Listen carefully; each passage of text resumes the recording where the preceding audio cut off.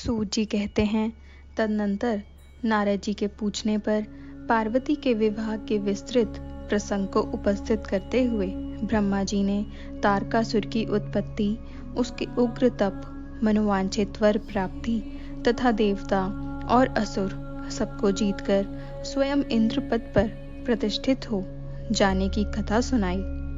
तत्पश्चात ब्रह्मा जी ने कहा, तारकासुर तीनों लोकों को अपने वश में करके जब स्वयं इंद्र हो गया, तब उसके समान कोई दूसरा शासक नहीं रह गया।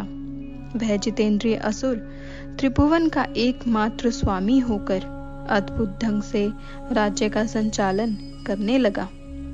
उसने समस्त देवताओं को निकालकर उनकी जगह दैत्यों को स्थापित कर दिया और विद्याधर आदि देव योनियों को स्वयं अपने कर्म में लगाया। मुने, तदनंतर तारकासुर के सताए हुए इंद्र आदि संपूर्ण देवता अत्यंत व्याकुल और अनाथ होकर मेरी शरण में आए। उन सब ने मुझ प्रजापति को प्रणाम करके बड़ी भक्ति से मेरा स्तवन किया और अपने दारुण दुख की बातें बताकर कहा, प्रभु, आप ही हमारी गति हैं, आप ही हमें कर्तव्य का उपदेश देने वाले हैं और आप ही हमारे धाता एवं उद्धारक हैं। हम सब देवता तारकासुर नामक अग्नि में जलकर अत्यंत व्याकुल हो रहे हैं। जैसे सन्निपात रोग में प्रबल औषधें भी निर्बल हो जाती हैं, उसी प्रकार उस असुर ने हमारे सभी क्रूर उपायों को बलहीन बना दिया है। भगवान विष्णु के सुदर्शन चक्र पर ही हमारी विजय की आशा अवलंबित रहती है, परंतु वह भी उसके कंठ पर कुंठित हो गया है।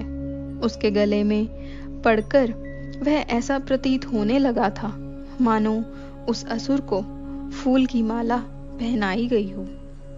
मुने, देवताओं का यह कथन सुनकर मैंने उन सब से समायोचित बात कही। देवताओं, मेरे ही वरदान से दैत्य तारकासुर इतना बढ़ गया है, अतः मेरे हाथों ही उसका वध होना उचित नहीं। जो जिससे पलकर बड़ा हो, उसका उसी के तरीके द्वारा वध होना योग्य कार्य नहीं है। विष के वृक्ष को यदि स्वयं सींचकर बड़ा किया गया हो, तो उसे स्वयं काटना अनुचित माना गया है। तुम लोगों का सारा कार्य करने के योग्य भगवान शंकर हैं, किंतु वे तुम्हारे कहने पर भी स्वयं उस असुर का सामना नहीं कर सकते। तारक दैत्य स्वयं अपने पाप से नष्ट होगा। मैं जैसा उपदेश करता हूँ, तुम वैसा कार्य करो।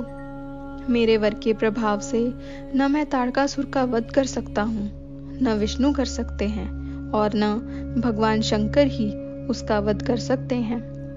दूसरा कोई वीर पुरुष अथवा सारे देवता मिलकर भी उसे नहीं मार सकते।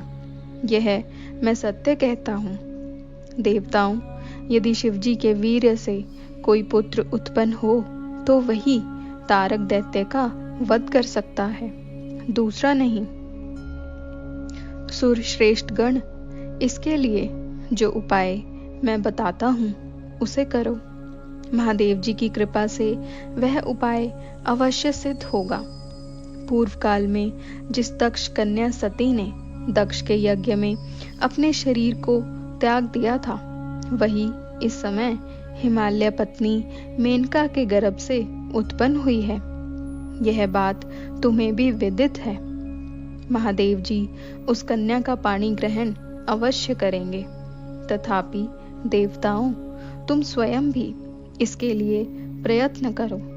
तुम अपने यत्न से ऐसा उद्योग करो जिससे मेनका कुमारी पार्वती में भगवान शंकर अपने वीर्य का आधान कर सके।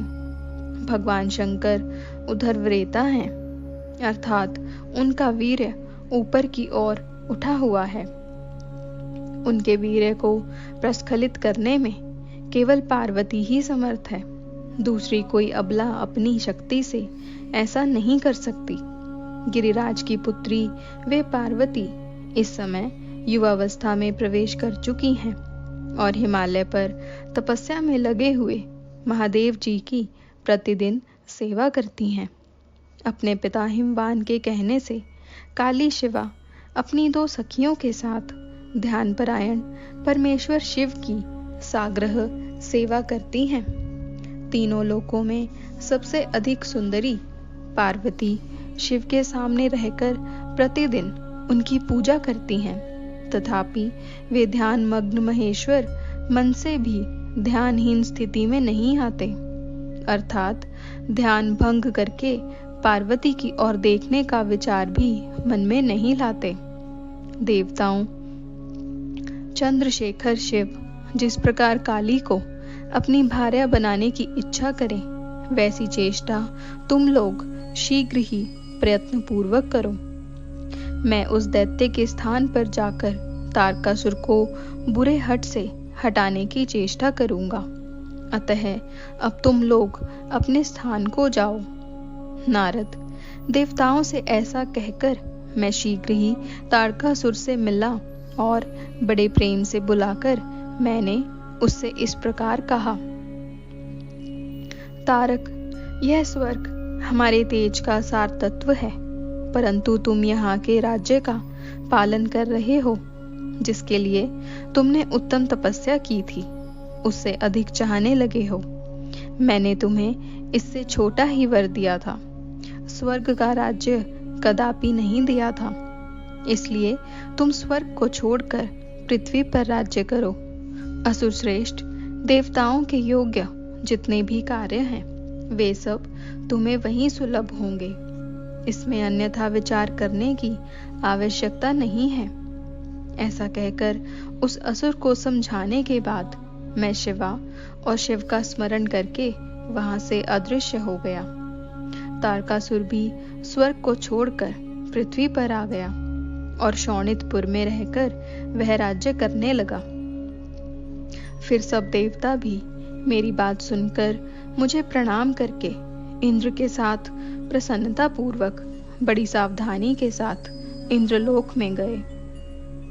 वहां जाकर परस्पर मिलकर आपस में सलाह करके वे सब देवता इंद्र से प्रेम पूर्वक बोले, भगवान शिव की शिवा में जैसे भी काम मूलक रुचि हो, वैसा ब्रह्मा जी का बताया हुआ सारा प्रयत्न आपको करना चाहिए। इस प्रकार देवराज इंद्र से संपूर्ण वृतांत निवेदन करके वे देवता प्रसन्नता पूर्वक सब और अपने अपने स्थान पर चले गए।